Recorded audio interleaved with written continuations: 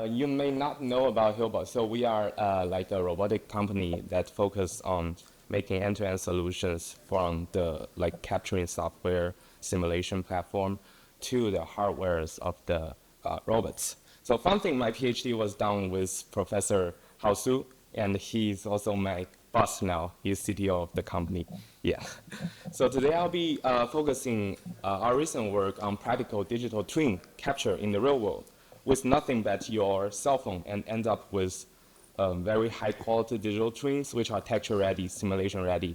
You can edit, animate, and manipulate. So let's begin by recognizing the major progress made by recent works in static field. So thanks to techniques like MVS, NERV, and Gaussian splatting, capturing dense view 3D models from images is now largely solved task. You can do very quality mesh reconstruction in like seconds now. So yeah, the route is quite, yeah, we see quite quick progress in this field. We see CoMap, and then we have NERV, and then we have real-time instant NGP and 3D Gaussian splatting, which later delivers photorealistic scenes from only a few dozen images. But however, we think that capturing dynamic digital twins remain significant challenges. So there are a lot of common dynamic objects in the world that's not like we cannot get very high quality capture of. So two types of these kind of projects I can think of. One is deformable humans, animals, or soft objects that is highly dynamic and do not have a rigid part, very significant rigid part you can infer. Another type of objects are articulated objects, which include robots, doors, and drawers. So those has very rigid parts, and it's extremely useful in simulation and robotic tasks. So these are challenging because there are a lot of self-occlusion during the time series, and you need to joint inference a lot of physics properties and joint informations. Also, there might feature some topological changes, and you might only have a sparse or monocular observations to infer everything from. So our goal is to make dynamic digital twin capture accessible, ideally using only mobile phone, single mobile phone, or sparse camera setup. So this is crucial for real-time scalability in consumer and industrial settings. So first, we want to only use commodity hardwares like a single phone video, GoPro, with no LiDAR or very accurate depth. Not to mention, we do not want any multi-camera domes involved here. So it should be done by one person, shoot, upload, and reconstruct a full pipeline, and you get a texture, animatable, simulatable mesh by any non-experts. It's easy to use. And yeah, you need to have the results simulation ready. So this pipeline should deliver texture ready, simulation ready digital twins. And we also believe that we need some kind of structured data for digital twin purpose. Just as mentioned just now by Professor Hao Zhang. So you will see that our pipelines lead to reasonable matches in the end, or other like information, other representations with part information. Okay, so here's the agenda. Here is we are going to tackle three significant problems in this field. One is we want to reanimate digital twins from captured from monocular videos. Say you have a casual phone capture of your pet, of your family. You can like use this pipeline to reanimate, to reconstruct a digital twin for this these people or animals, and then you can reanimate those in the simulation platform. And then we're gonna capture have another work that's LARM, which can give you a manipulable articulated digital twins from sparse view inputs. And then we're gonna mention briefly for easier material and texture editing for digital twins. We're gonna propose part UV. So yeah.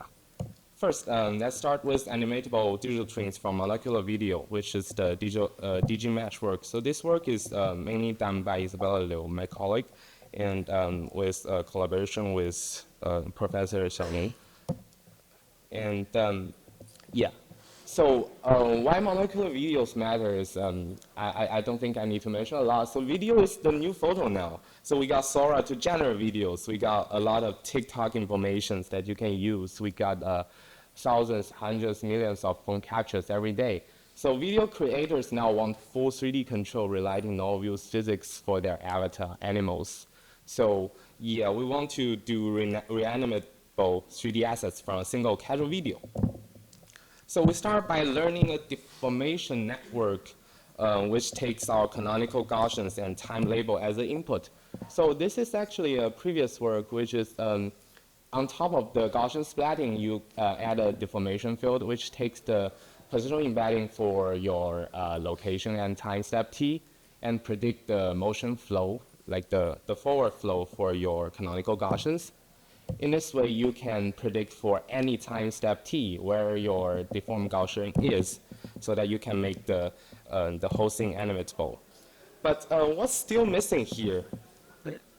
So at this point, we're still missing the surface information here, right? You got a bunch of points, you got a bunch of Gaussians, but you do not know where the surface is. You do not have a mesh. So we need the surface information that tells us how this point should be connected to form a mesh. To solve this, we then use a differentiable Poisson solver to get SDF from the 3D Gaussian points. And we use differentiable marching cubes to extract the actual surface from these SDF grids. And so now we can reconstruct a mesh at each time frame, but we are still missing something. We cannot link the mesh from different time steps together just from these results. So since each mesh is reconstructed independently, as you saw, we inference with a specific time step t. And for each time step t, we can run this differentiable process to get a mesh. But how do we obtain the mesh-to-mesh correspondence, which is very important for a lot of part reasoning and motion reasoning tasks. So yeah, in order to solve this, we want to build the mesh-to-mesh. In order to build the mesh-to-mesh correspondence, we use a deformation network, which provides the Gaussian-to-Gaussian correspondence, which is just the forward deformation network for our Gaussian. And you can see that we can actually link a point to a surface here at a specific time step t, right? So combining these two pieces together, we can find the final mesh-to-mesh correspondence, just that it's the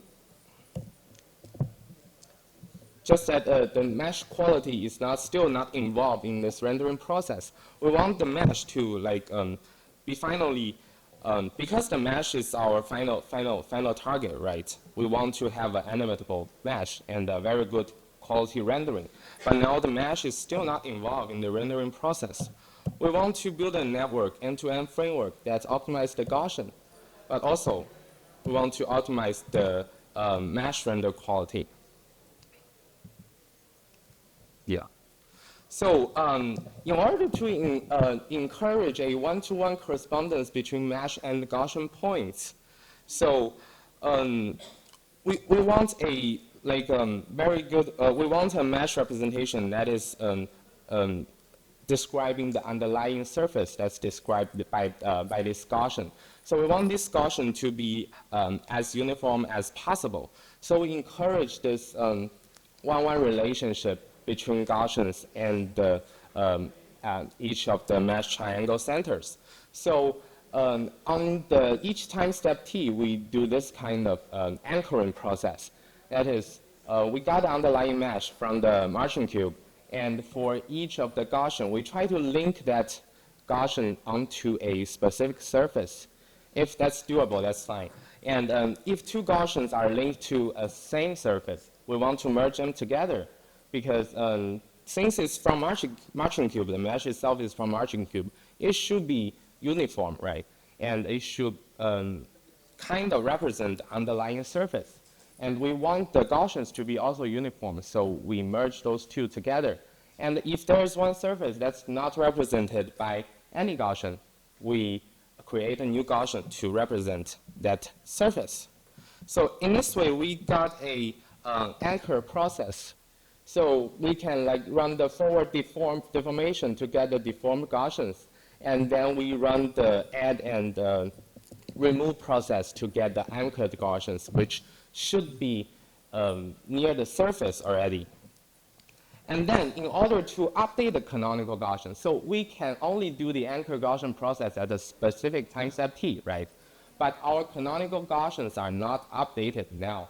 So we need to learn an inverse function or a backward function to represent the backward deformation from the each time step t to the canonical Gaussians. In this way, we can develop an end-to-end framework that's end-to-end trained and optimized. So our mesh is using, we use an NVDFREST and a small MLP to extract colors from the mesh surface. So we supervise both the mesh renderings and the Gaussian renderings. So that leads to one for very good geometry, one to represent very good rendering quality, which is Gaussian, can join forces and finally learns a very high fidelity animatable mesh. So for each time step t, you can see we can generate this kind of accurate mesh with color. So we have this training process visualized here. And yeah, you can see it not only improves the correspondence, it encourages the Gaussian to spread more evenly over the actual underlying surface. And our results on DNerve dataset, which you give the dynamic input images, we can recover high quality surfaces and motion data. And these are our own, one of our own data sets. You can see we create a lot of better results and less artifacts than the baselines. And here is a kind of difficult data set, which is the NERFI data set, where you have a real world video with camera annotations. And you can see only from this ground truth real world video, we can generate very good mesh results. Despite that, we do not train on a lot. Sorry, I made a mistake. So yeah, you can see on the real world data, we can also have the consistent mesh geometry across different time steps, and it maintains structure as it moves. So a significant application is that we can create this kind of not only very cool visualization, we can have a per point, per surface point, and per triangle tracking for each of the created mesh. So across the entire time frames, because you can link those surfaces, those triangles, and those Gaussians all together. So yeah, this is the how we capture the animatable. Sorry, how we capture the digital twin assets. But up to now, we only had the capability of replaying, but not reanimating, right? We can only query at a specific time step t, but you cannot like put it in any configuration you want. You can make it dance or any other movements. So yeah, to reanimate, we need to have a rigging model, which defined by joints and bones and the skinning models. So yeah, so we won't cover a lot of details of this paper, but the basic idea is we have these object-verse data sets which contains a lot of rigging data, and we employ an autoregressive framework to learn the rigging model from those object-verse in a supervised manner. So the autoregressive works in the sequence of bone joints, and each time the network predicts the next bone joints and their offsets. So this is a demonstration of how we predict each of the bone joints from a object-verse data. So starting from the root joint, it predicts the next joint one at a time until the full skeleton is generated. And using this rig anything, we can animate the created meshes and create a rig and bone binding for them so that you can give them any motion or configuration you want in simulation.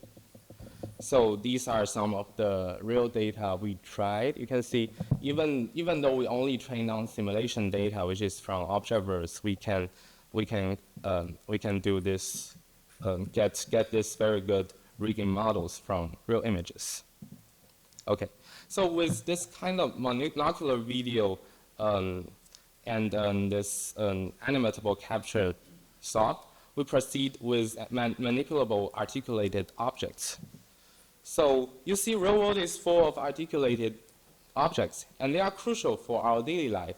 So as well also for robots, right? To truly learn to interact with this world, robots must learn to manipulate the articulated objects and learn to interact with those objects in the real world. So you can see that building high quality articulated objects digital twin is a very important topic next. So previous works use either per shape optimization, so they use something like SAM or 3D neural feature fields to infer the parts. And then for each part, they do nerf or 3D Gaussian or some kind of reconstruction, and then infer the joint axis, and then combine them together. So this takes hours per object, and need dense views, and need specific fitting for each of the objects. And there are these retrieval-based methods which approximate each part by retrieval, or using simple bounding boxes, or use templates, or use simple primitives. So sometimes this work will capture coarse structure, but sometimes they will miss fine details because their primitive is most of these work use fixed number of primitives and a limited pool of objects. So they are missing fine details and will deviate from the input, especially when the input is very detailed with a lot of geometry variations. So our solution is using LARM.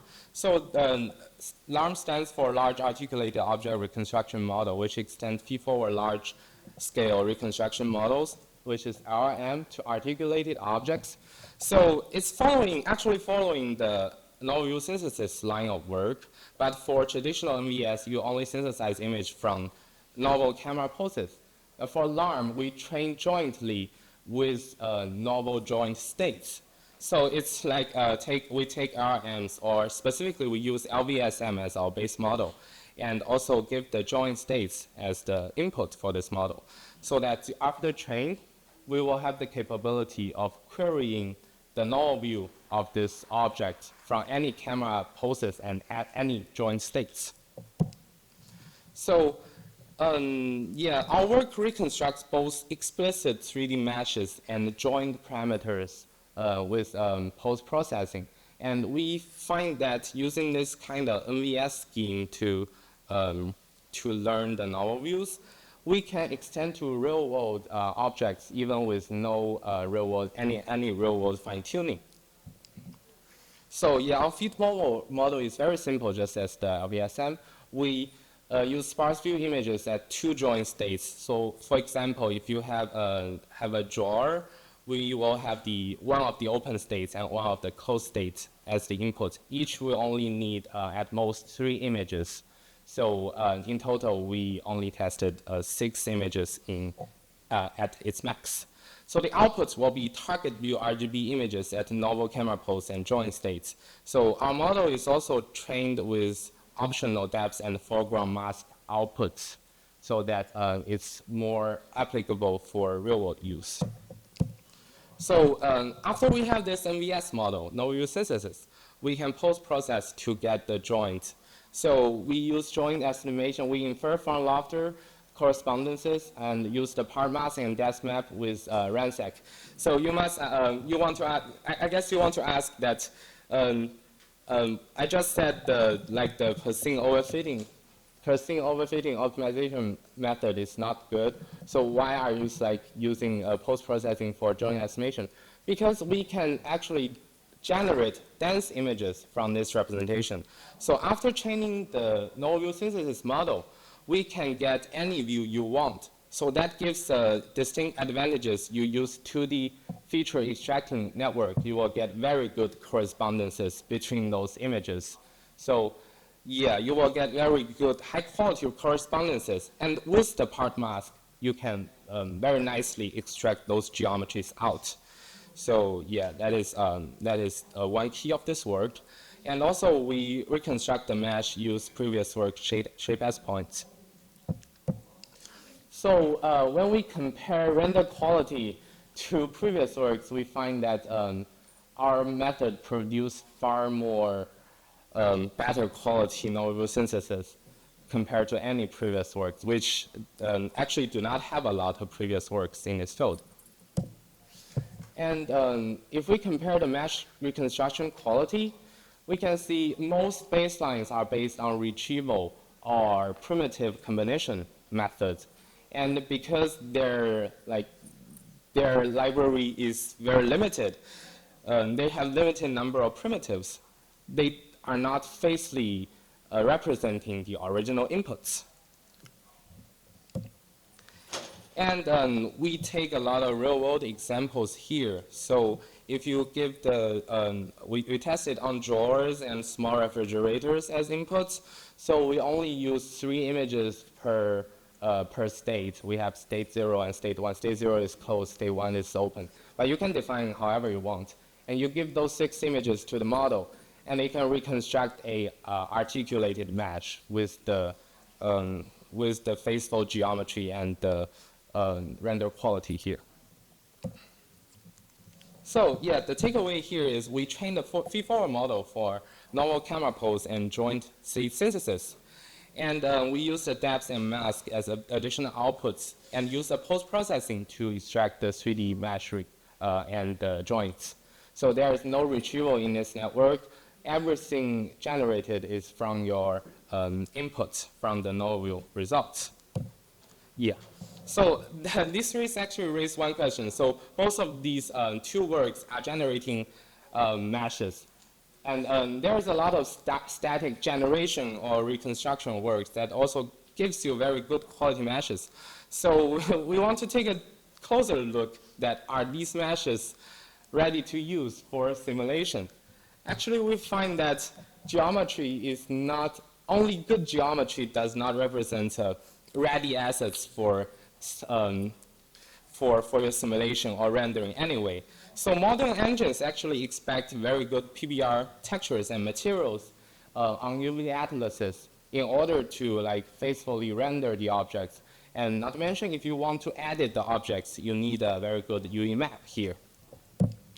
So next, I'm gonna briefly cover our work on making material and texture editing for digital twins easier. That's part UV.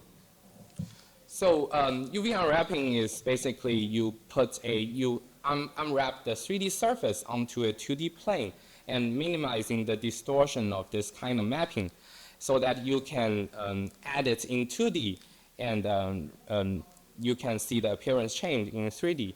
So this enables detailed surface information to be efficiently stored in 2D with your base color roughness, node maps, and other BRDF materials. So there are a lot of existing tools, including Blender and Atlas as common utilities. So this method often generates over-segmented charts, which is actually not very feasible for any kind of editing. Say if you have a capture framework and reconstruct this kind of mesh, and you use Smart Unwrap in Blender, you will have this whopping 7,020 charts in your UV texture, in your texture map. So it's very hard to edit the texture or do any kind of shape deformation in this, meaningful shape deformation in this case. So the basic idea, we won't delve into detail, but the basic idea of part UV is we use top-down recursive tree search to minimize the number of charts. So on a high level, we use a hierarchical segmentation, 3D segmentation work to segment the mesh into different levels of parts. So we search from the top of the tree, and at each level, we see if this part of the geometry is already very easy to unwrap. Basically, if it's matching a specific type of primitives, or is it when you use some built-in differentiable algorithm, is it like giving you enough smaller error So if that's the case, we do the unwrap at this level. But if that's not the case, we are going deeper and separate that into smaller parts and then test it again. So this simple yet powerful method, we find that after deploying this, we have significantly fewer charts, and we have much lower angular distortion, and we have part-aligned charts. So this is an extra bonus that it will make it very easier and more intuitive for editing. So if you know it, the artist creates mesh part by part and do the part UV unwrap at each step. So our decomposed results, these UVs are actually very close to what artists could create in real-world scenarios. And we have these comparisons with Blender Smart UV. We have much less charts, sometimes even like 3 times less than the Blender's result. And we have a bonus that we have the hierarchical part segmentation along the way. And yeah, everything will make it easier for you for any downstream operations. And here we have a visualization with texture visualized. You can see the baseline methods have a lot of charts, and they are not like not closely related, and they have a lot of small parts. But our charts is basically one object, 2 charts, and have a lot of primitive that makes sense. And there is an additional parameter in this pipeline that you control the granularity that you want for how many charts you will have. And with this pipeline, we make changing textures easier without any artifacts. So if you have a digital twin pipeline that's capture mesh, you can use the part UV to generate your UV map so that you will be very easy to changing the textures and edit the shapes for your work. So yeah, to summarize, here we introduce several methods that gives you practical dynamic digital twins. First, we have digimesh and rig anything that you capture and reanimate digital twins from only monocular videos. That includes the casual phone capture from like every cell phone. And then we propose the alarm, which can give you manipulable articulated digital twins from only sparse view inputs. And yeah, for easier material and texture editing for these twins, we propose the part UV, which will give you a very good UV unwrapping and is an in-place replacement for the Blender or Atlas UV unwrap if you need. So yeah, so we have a like an internal simulation platform which is based on Sapien, the simulator Sapien, and there is a robotic suite named sorry, this slice. The robotic suite that's named Maniscale, which is built based on Sapien. So with this kind of very practical and easily scale up digital twin capture pipelines, we can support large-scale learning, and we can import those all those digital twins into Sapien, and you can simulate and run and learn robot policies within them. Yeah, and this actually concludes my talk. Thank you so much for joining. All right, cool. Yeah, let's thanks Stripe to make it. Thank you.